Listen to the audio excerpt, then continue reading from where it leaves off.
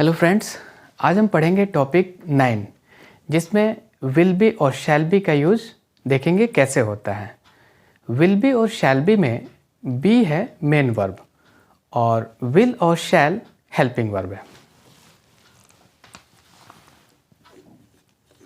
B का मतलब होता है होना, रहना या बनना। जब बी के साथ शैल और विल का यूज होता है तब यह फ्यूचर टाइम को डिनोट करता है, यानी विल बी और शैल बी फ्यूचर टाइम को बताता है।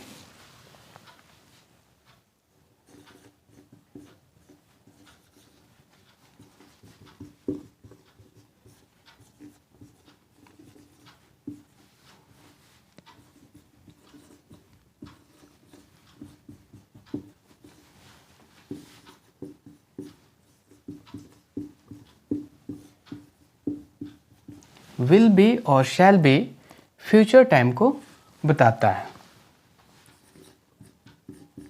Will B, shall be. Will be में बी है मेन वर्ब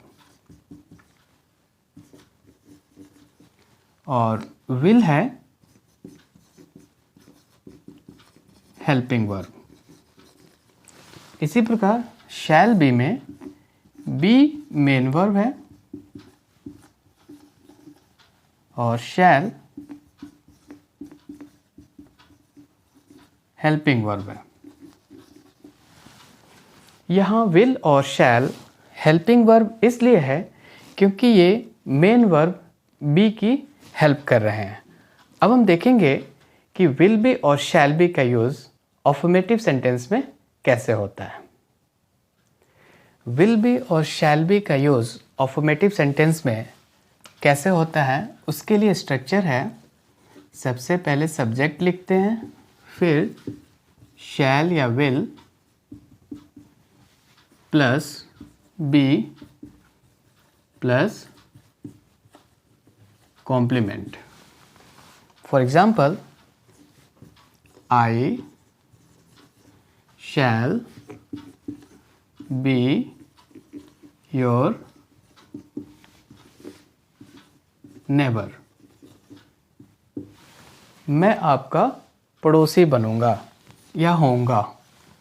आई सब्जेक्ट हुआ, शैल बी वर्ब है जिसमें बी मेन वर्ब है और शैल हेल्पिंग वर्ब है। योर नेबर ये कॉम्प्लीमेंट हुआ। एक और एग्जांपल देखते हैं। We will be responsible citizens. हम जिम्मेदार नागरिक बनेंगे। यहाँ वी सब्जेक्ट है, विल बी वर्ब हुआ, रिस्पॉन्सिबल सिटीजन्स ये कॉम्प्लीमेंट हुआ। एक और एग्जांपल देखेंगे।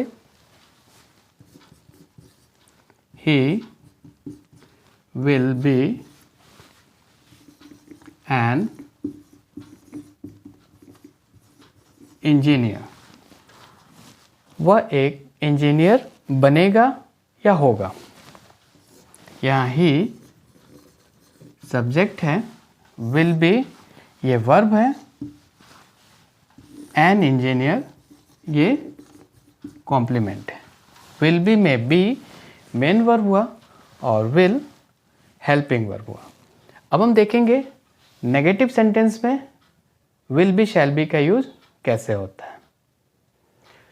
नेगेटिव सेंटेंस में जो स्ट्रक्चर होता है वो पहले हम सब्जेक्ट लिखते हैं प्लस शैल या will plus not plus be plus complement. For example, the train will not be late. Train late नहीं होगी। The train subject verb will be, ये नॉट नेगेटिव का है, और लेट कॉम्प्लीमेंट। एक और एग्जांपल देखते हैं। She will not be absent, वह एब्सेंट नहीं रहेगी, यानी वह अनुपस्थित नहीं रहेगी। शी सब्जेक्ट हुआ, ये वर्ब है और नॉट नेगेटिव को शो कर रहा है, एब्सेंट कॉम्प्लीमेंट हुआ। अब हम देखेंगे विल बी शैल बी का यूज इंटरोगेटिव सेंटेंस में कैसे होता है। इंटरोगेटिव सेंटेंस में दो टाइप के सेंटेंस होते हैं। टाइप 1 जिसका आंसर यस नो में हम दे सकते हैं। इसका स्ट्रक्चर होता है, सबसे पहले शैल विल में से कोई एक लिखते हैं, plus subject plus be plus complement. For example, will you be healthy, क्या आप स्वस्थ रहेंगे या स्वस्थ होंगे। ये यू सब्जेक्ट है, विल फ्यूचर टाइम को शो कर रहा है, बी वर्ब हो गया, और ये हेल्दी कॉम्प्लीमेंट हो गया। एक और एग्जांपल देखते हैं। विल इट बी राइट, क्या यह सही होगा, क्या यह सही रहेगा। ये इट सब्जेक्ट हो गया, विल फ्यूचर टाइम को शो कर रहा है, बी वर्ब हुआ, और राइट कॉम्प्लीमेंट हुआ। अब हम देखेंगे विल बी शैल बी का यूज इंटरोगेटिव टाइप 2 में। इंटरोगेटिव टाइप 2 में जो क्वेश्चन होते हैं उसका आंसर हम यस नो में नहीं दे सकते हैं। उसमें पहले क्वेश्चन वर्ड लिखना होता है।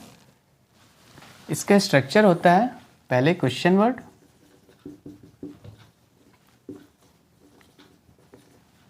प्लस शैल या will plus subject plus be plus complement. For example, when will they be famous? वे कब मशहूर होंगे या बनेंगे। यहाँ दे सब्जेक्ट हुआ, क्योंकि हम दे के बारे में बात कर रहे हैं, वे के बारे में। when क्वेश्चन वर्ड हुआ, विल फ्यूचर टाइम को शो कर रहा है, और ये बी वर्ब हुआ, मेन वर्ब, फेमस कॉम्प्लीमेंट। एक और एग्जांपल देखते हैं। Why will he be troubled या डिस्टर्ब्ड।